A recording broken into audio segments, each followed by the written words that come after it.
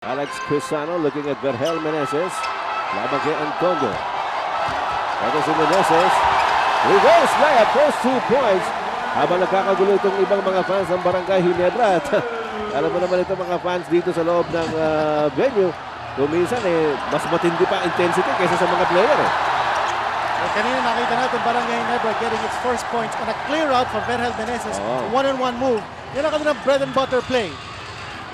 Samantala si Escong Ballesteros has been very active for the Pop-Cola Panthers in this first quarter.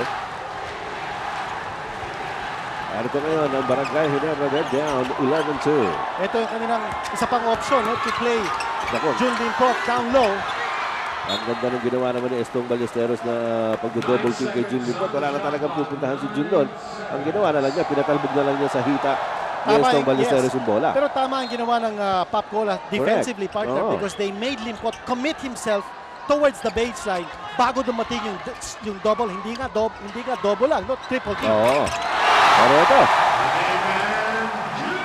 Junlin Pop scoring on a jump shot. Yan naman ang masasabi mo dyan sa mga player na ganyan, si Junlin Pop. Maaaring musaran sa ilalim niya, pero titira pa rin sa labas. Meron titira sa labas yan. Yun naman ang ating trend watch for Barangay Ginebra. Feeling ko, partner, Ginebra needs to be able to score anywhere between 40